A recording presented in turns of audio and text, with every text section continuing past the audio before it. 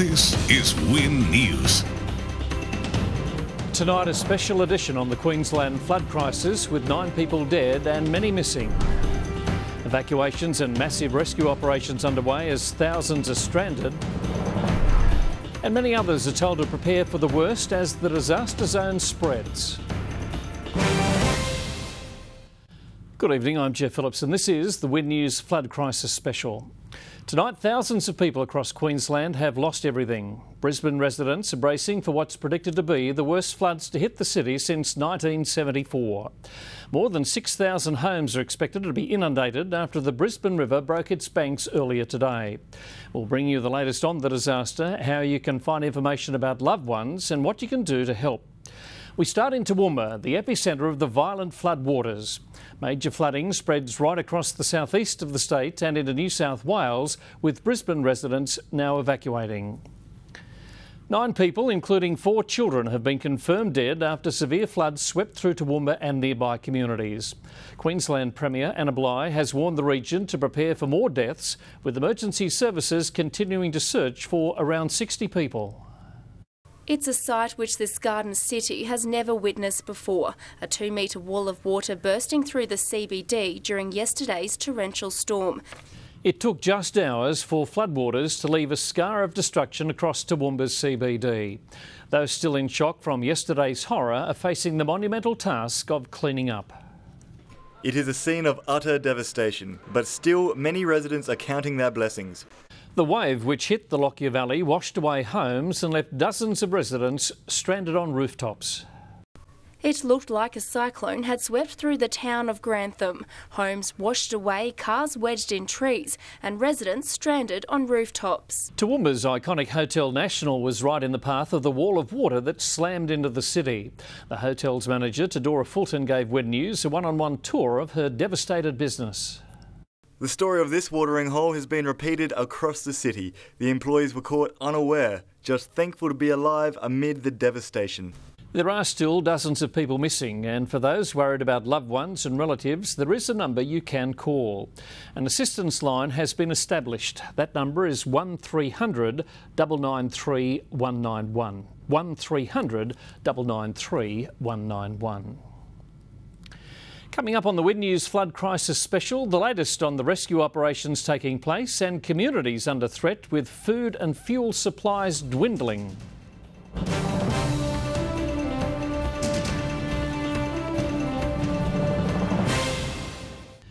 Dwindling food and fuel supplies have sent Fraser Coast residents into a shopping frenzy as produce trucks remain cut off by floodwaters on the Bruce Highway. The region has been officially declared a natural disaster zone after more rain fell overnight. Shoppers cleared the shelves of IGA in a matter of hours this morning. Meanwhile, the Fitzroy River is dropping, but not fast enough for the hundreds of residents who've been forced out of their homes, now watching and waiting for the waters to finally recede. The Rockhampton Mayor says rapid damage assessment teams are inspecting the worst-hit areas and clean-up efforts are already underway. After weeks spent warding off floodwaters, the recovery phase in Rockhampton isn't going to end quickly. If there is one thing Australians are good at, it's digging deep to help support those in need. So far, millions of dollars have been raised for the thousands of people affected by Queensland's devastating floods. The Queensland Premier's flood relief appeal has so far collected more than $32 million. New South Wales, Victoria and South Australian state governments have all donated $1 million, while there's been $500,000 from the Northern Territory and $50,000 from the ACT. The Tasmanian Premier is also encouraging people to give, saying his state will match any Rotary donations up to $250,000. People across the country can help by donating to the Flood Relief Appeal online at www.qld.gov.au/floods. That's www.qld.gov.au/floods. While pledges can also be made at any of the major banks and Coles supermarkets. Matt Snelson joins us next on this Win News Flood Crisis Special. Yes, Geoff, I've got the latest on which New South Wales towns are under threat and the State Emergency Service on standby as water crosses the border.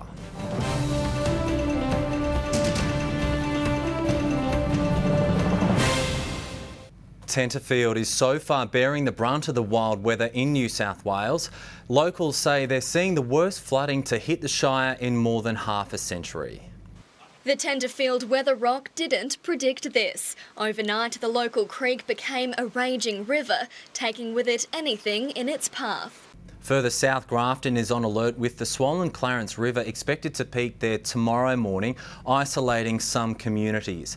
It follows a massive 220 millimetres of rain falling in the region in the past 48 hours. A fun afternoon for sightseers, a tense time for authorities. Just recapping, there are 9 dead and nearly 60 people still missing. For those worried about loved ones and relatives, there is a number you can call for information.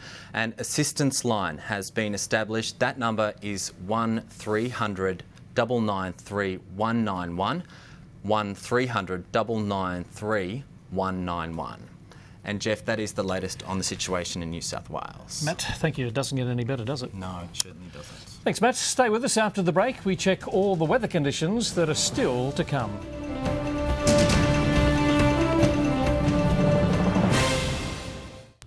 With the latest on the weather situation in Queensland, I'm joined now by Peter Byrne. And Peter, what caused yesterday's deluge and what else can we expect?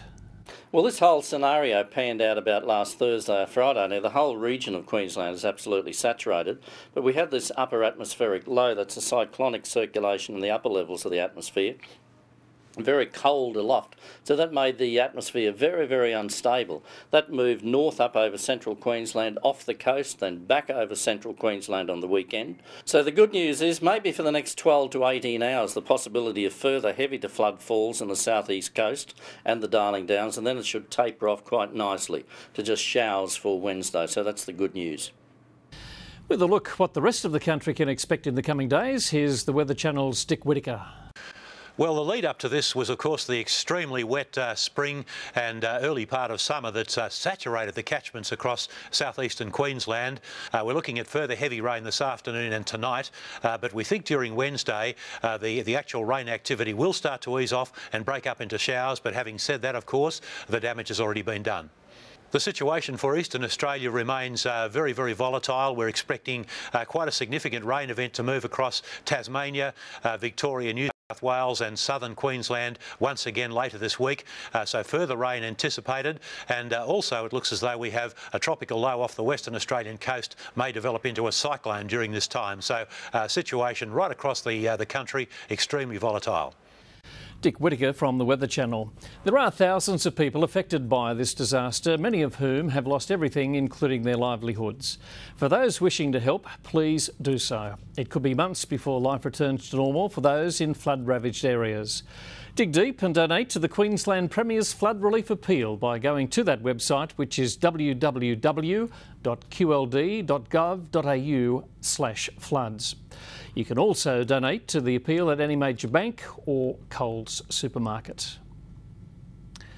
And that is the Wind News Flood Crisis Special for Tuesday, the 11th of January. Stay with Wind throughout the night for more updates. I'm Geoff Phillips. Thanks for watching. Good night.